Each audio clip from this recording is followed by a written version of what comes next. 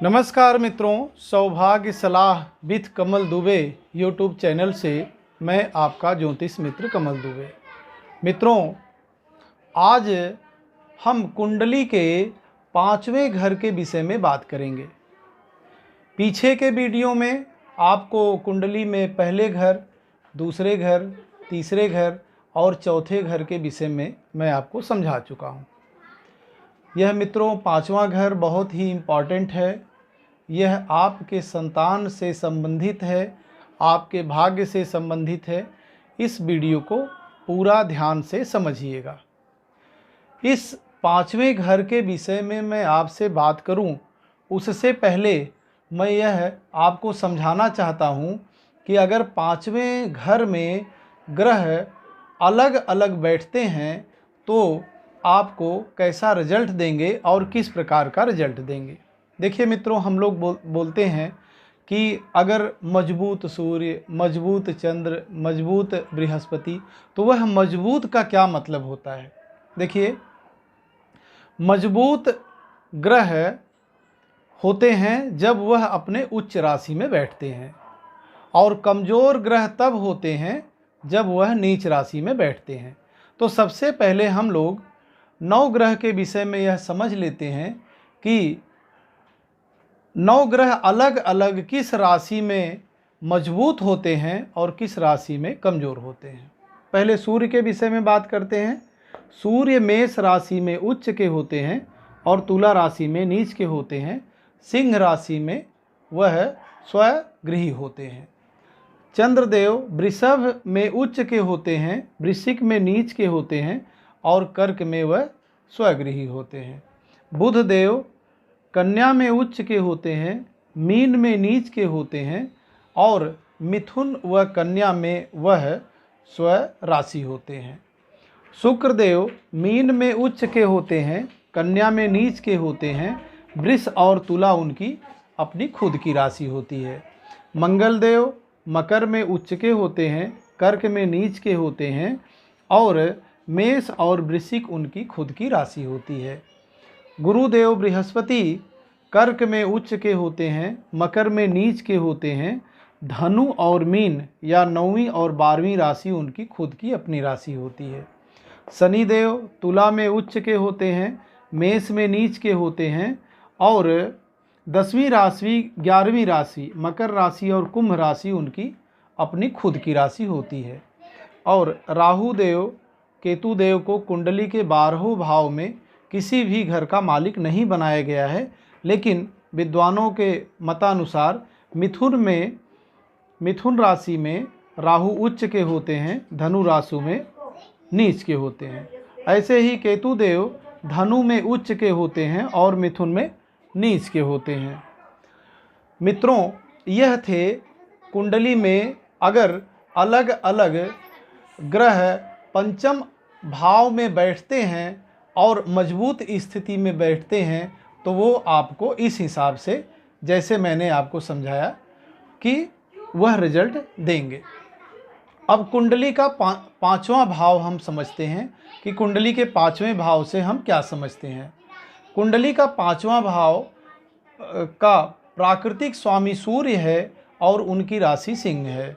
शरीर के संबंध में पेट, अग्नाशय, रीढ़, ऊपरी और निचले हिस्से के विषय में हम समझते हैं।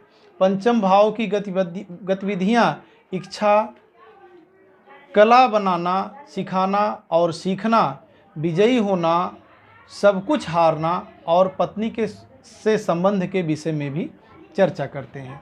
मित्रों, अगर पंचम भाव में 9 ग्रह अलग अलग आकर के बैठते हैं तो हमें क्या रिजल्ट मिलेगा। सबसे पहले सूर्य की बात करते हैं। अगर सूर्य देव मजबूत स्थिति में आकर के बैठते हैं तो वह लेखन, नाटक, कला, खेल, रोमांस, बच्चों के लिए बहुत ही अच्छा होंगे और चमकदार करियर लेकर के आएंगे। कहने का मतलब है, सूर्य देव अगर यहाँ पर आकर के बैठते हैं तो आपके लिए बहुत ही अच्छा रहेगा। ऐसे ही चंद्रदेव आकर के अगर पंचम भाव में बैठते हैं तो निवेश से रचनात्मकता आएगी, लाभ होगा, आय के स्रोत बनेंगे और बच्चों की शिक्षा अगर यहाँ आकर के चंद्रदेव बैठते हैं तो बहुत ही अच्छी होगी। बृहस्पति देव अगर आकर के पंचम भाव में बैठते हैं तो बच्चों के लिए बहुत अच्छा है, धन, आपका करियर, निवेश के लिए बहुत अच्छा है। और इसमें ध्यान रखने वाली सिर्फ एक ही बात है कि जुआ और सट्टे से आपको बचना चाहिए। अगर शुक्र देव आकर के पंचम भाव में बैठते हैं तो कलात्मक प्रतिभा, ललित कलाओं में पारखी बच्चों के लिए बहुत ही अच्छा रहता है, लेकिन यहाँ निर्णय लेने में थोड़ी सी सावधानी बरतने की आपको ज़रूरत है। मंगल देव अगर आकर के पाँचवें घर में बैठते हैं तो खेल में अत्यधिक आप कुशलता हासिल करेंगे, प्रतिस्पर्धा आपको पसंद होगा, लेकिन जुआड़ी और सट्टेबाज भी आप हो सकते हैं, इनका आपको थोड़ा सा ध्यान देना पड़ेगा। अगर इसी भाव में, पंचम भाव में बुध देव आकर के विराजमान होते हैं तो मित्रों, बुध देव आपको पता है बुद्धि के देवता हैं, ज्ञान के देवता हैं। यहाँ आने से बुद्धिमान होंगे, रचनात्मक होंगे, अभिनय और आशावादी होंगे और आपका दिमाग भी तार्किक होगा। आपके बच्चों के लिए बहुत ही अच्छा रहेगा। अगर इसी घर में, पाँचवें घर में शनि देव आकर के विराजमान होते हैं तो प्यार और प्रशंसा में थोड़ी सी कमी आएगी, लोगों के लिए आप शांत रहेंगे और रोमांस और सहजता में भी आपको कमी आएगी। कहने का मतलब है शनि देव के यहाँ आकर के बैठने से इस भाव का थोड़ा सा नुकसान होगा। अगर इसी भाव में राहु देव आकर के विराजमान हो जाएं तो आपको राहु देव हमेशा सुर्खियों में बनाए रखेंगे। कहने का मतलब है ऐसे बहुत सारे लोग होते हैं जो कि किसी न किसी वजह से समाज में चर्चित होते हैं, तो राहु देव के आके यहाँ बैठने से आप सुर्खियों में हमेशा बने रहेंगे। साहित्यिक, थिएटर, राजनेता बनने से आपको बहुत ही लाभ होगा। कहने का मतलब है राहु देव के बैठने से ही आपको थिएटर बहुत अच्छा कर सकते हैं, सिनेमा में जा सकते हैं, बहुत ही अच्छा अभिनय कर सकते हैं और राजनेता भी आप बहुत अच्छे हो सकते हैं। यहीं पर केतु देव अगर आकर के विराजमान हो जाएं तो मित्रों आप बहुत बड़े दार्शनिक हो जाएंगे, धारा प्रवाह बोलने वाले हो जाएंगे और आप इतना सुंदर बोलेंगे कि आपकी वाणी को सुनने के लिए लोग शांत रहेंगे और सुनते ही रहेंगे। और मित्रों अटकलों से वित्तीय लाभ भी होता है। तो इस प्रकार से कुंडली में अगर हम 9 ग्रहों की स्थिति अगर हम 5वें घर में देखते हैं तो इस प्रकार से बनती है।